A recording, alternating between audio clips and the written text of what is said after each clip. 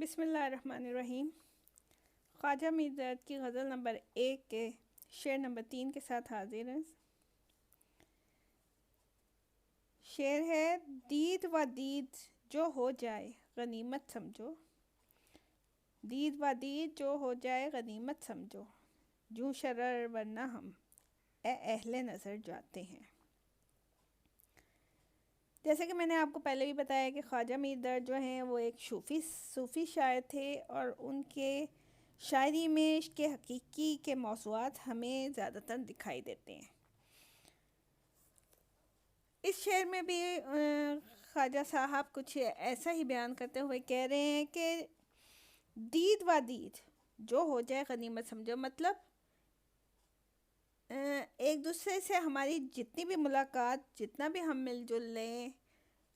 جتنا بھی ہمیں وقت ملتا ہے، ایک دوسرے کے دکھ درد سن لیں، ایک دوسرے سے دوستیاں کر لیں، مل لیں، جو بھی ہمیں خوشی غمی بانٹنی ہے وہ بانٹ لیں۔ دید و دید، دید و دید کا لفظی مطلب یہ ہوتا ہے ایک دوسرے کو دیکھنا۔ تو مطلب یہ غنیمت جانیے کہ یہ جو ہمیں وقت ملا ہے نا، اس میں ہم ایک دوسرے سے جتنے بھی ملاقاتیں کر سکتے ہیں کر لیں، کیونکہ جوں شرر ورنہ ہم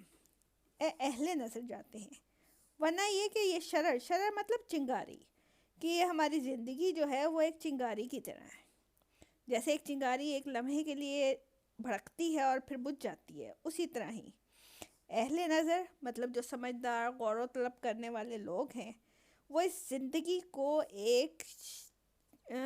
شرر مطلب چنگاری کے مانند سمجھتے ہیں کہ یوں شروع ہوئی اور یوں ختم ہو گئی۔ اس میں بھی خواجہ صاحب وہی زندگی کی ناپائیداری بیان کر رہے ہیں کہ زندگی حقیقت میں ناپائیدار چیز ہے، جیسے کہ ایک چنگاری کا وجود منٹ میں ہوتا ہے اور ایک منٹ میں ختم ہو جاتا ہے۔ بالکل اسی طرح ہم بھی اگر اپنی پچھلی زندگی کو دیکھیں تو ہمیں ایسا لگتا ہے کہ جیسے یہ زندگی، پیچھے والی زندگی ایک منٹ میں ختم ہو گئی، وہ تو کچھ وقت ہی نہیں لگا اس زندگی کے جانے میں، جبکہ آنے والی زندگی ہمیں اتنی دور دکھائی دے رہی ہوتی ہے کہ اس کے آنے میں بھی بہت ٹائم ہے۔ لیکن حقیقت میں ہمیں اپنی پچھلی زندگی، ماضی سے سبق لینا چاہیے کہ ہم پیچھے دیکھیں تو وہ کیا ہے، ایک لمحہ ہے، ایک گزرا ہوا لمحہ لگتی ہے، اور ہمیں پھر بھی اپنی زندگی کو نہیں سنوارنا یہ سوچ کے بھی، تو پھر یہ ہماری اپنی غلطی ہے کہ ہم سبق حاصل نہیں کرتے۔ چنانچہ اس محدود مدت میں ہمیں ایک دوسرے کو دیکھ لینا چاہیے، ایک دوسرے سے جتنا بھی ملنا چاہے ملنا لینا چاہیے، کیونکہ یہ ایک بہت بڑی نعمت ہے۔ درد کے اس شعر میں ایک تو زندگی کے ناپائیداری کا تذکرہ ہے، دوسرا اپنوں سے ملنے کی اہمیت بھی ہے۔ دنیا میں جو شخص آیا ہے اس نے ایک نہ ایک دن جانا ہے۔ کل نفس ذائقۃ الموت، ہر ذی روح نے زندگی کا مزہ، موت کا مزہ چکھنا ہے۔ تو ہمارا مشاہدہ بھی یہ ہے کہ جو لوگ کل موجود تھے وہ آج ہمیں نہیں ہیں۔ ہمارے کتنے پیارے ہماری آنکھوں کے سامنے ہیں، ہمیں دیکھ کر ہمیں روتا چھوڑ کے چلے گئے، لیکن یہ نہیں کوئی سمجھتا۔ بعض اوقات انسان یہ سمجھتا ہے کہ ابھی اسے زندگی کے بہت سے دن گزارنے ہیں، ابھی تو بہت مہلت ہے، ابھی ہم اپنے یہ فرائض بعد میں کر لیں گے، آج نہیں کرتے کل کر لیں گے۔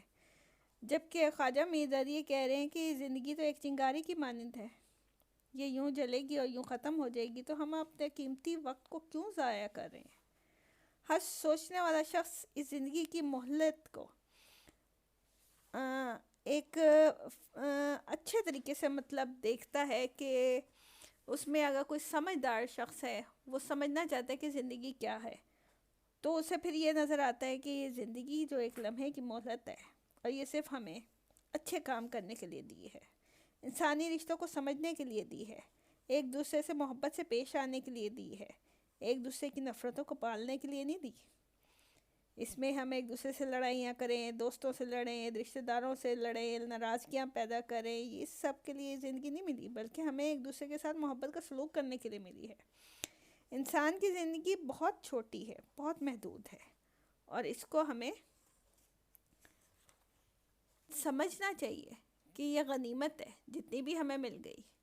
اس کو اچھے کاموں میں ہمیں صرف کرنا چاہیے۔ دیکھنے میں ہمیں یہ ایسا لگ رہا ہے کہ یہ ایک بہت مشکل شعر ہے کہ دید وادید جو ہو جائے غنیمت سمجھو، مشکل ہے، لیکن اگر ہم اس کے الفاظ معنی اور اس کے خواجہ میدت کے مقصد کو جو انہوں نے بیان کیا اس کو سمجھیں، تو اگر سمجھ کے پڑھیں تو ہمیں یہ کچھ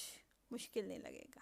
اسی لیے بچوں آپ بھی اپنے اسباق کو کوشش کریں کہ سمجھ کے پڑھا کریں۔ اگر رٹا بازی کریں گے، بغیر سمجھے پڑھیں گے، تو آپ کو یہی الفاظ جو ہیں یہ آپ کو ایسا لگیں گے کہ جیسے پہاڑ ہیں، مشکل ہیں، لیکن اگر آپ اس کی گہرائی میں جا کے اس کے لفظوں کا مطلب سمجھ کے آپ اس کو سمجھنے کی کوشش کریں گے تو آپ اپنے الفاظ میں اس کو خود سے لکھ سکتے ہیں اور بڑے اچھے طریقے سے شاعر کا مقصد بیان کر سکتے ہیں۔ امید کرتی ہوں آپ کو یہ شعر بھی اچھی طریقے سے سمجھ میں آ گیا ہوگا۔ تو خواجہ میدت کے اگلے شعر کے ساتھ ہم پھر حاضر ہوتے ہیں۔